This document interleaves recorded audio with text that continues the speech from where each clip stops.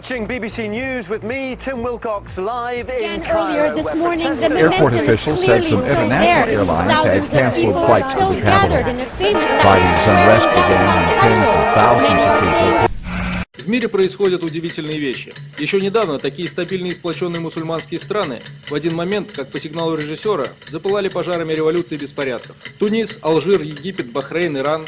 Что случилось? Почему везде одновременно? Откуда этот взрыв? Кому он нужен? Еще совсем недавно изнеженный Запад дрожал при мысли о демографическом и культурном напоре пассионарных и сильных традициями приверженцев ислама, грозящих джихадом. И раз, напряжение исчезло. Вся энергия арабов уходит внутрь их обществ, их страны обеспокоены собственной судьбой. Как все оказалось просто. Иран грозил Америке неповиновением и бесил ее своими амбициями стать технически развитой страной. И раз, позаботьтесь-ка о себе, ребята. Кто раньше слышал про какую-то напряженность в Египте? Так странно, Египет, такая спокойная и стабильная страна, куда многие россияне привыкли ездить на курорты. И вдруг бунтующие толпы и плакаты с надписями по-английски, специально для западных журналистов. Запуская механизм цветных переворотов и экспорта революции, истинные их создатели, технологи из США, особенно не церемонятся. Волна переворотов охватывает страны с союзными и нейтральными режимами и подбирается к своим истинным целям. Дело в том, что новые режимы всегда подконтрольны заказчику, а самим заказчикам, властям США, приходится поддерживать все выступления. Надо ведь быть последовательными. Не может Обама говорить, что где-то революция хорошая, а где-то плохая. Все в его устах должны быть хорошими. Целей же у главного удара несколько. Уничтожить соперника, Иран, не дать арабским странам, которые настроены не проамерикански, действовать сообща, направить энергию мусульман внутрь собственных обществ, лучше всего на их разрушение, контролировать арабов и нефтеносный регион, управляя беспорядками и их последствиями.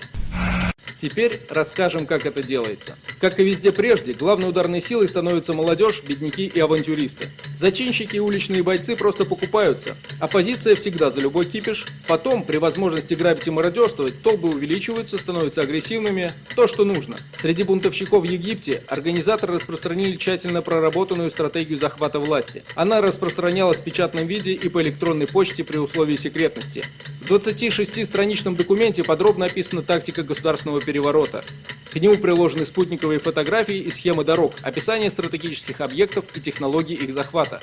Захват дворца Мубарака явно разработан профессионалами, знакомыми с технологиями спецопераций. На картах указаны подъездные пути, а на спутниковых снимках прочерчены возможные направления штурма. Захват разделен на этапы и сектора.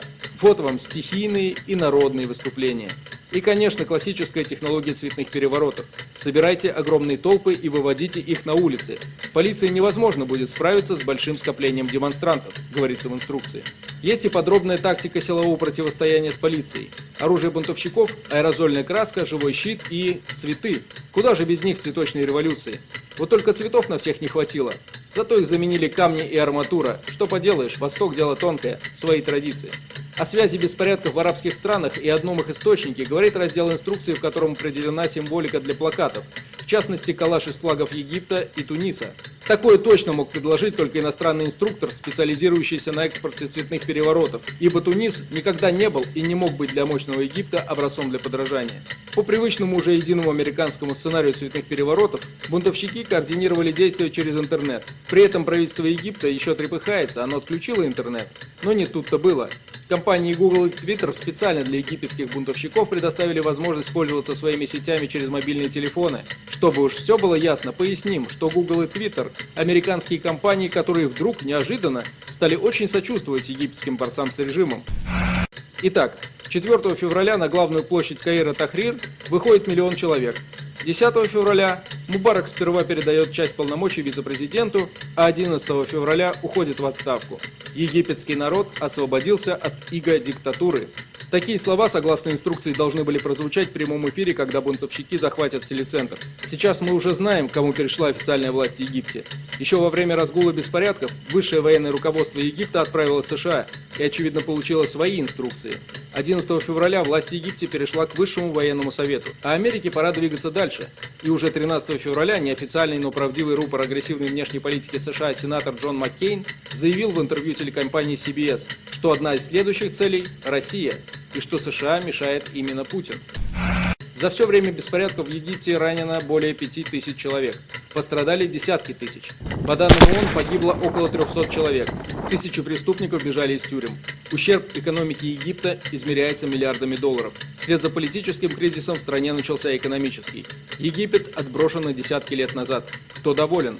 Президент США Барак Обама сравнил революцию на Ниле с падением Берлинской стены, подчеркнув ее историческое значение. Как говорится, ушел Мубарак, да здравствует Барак.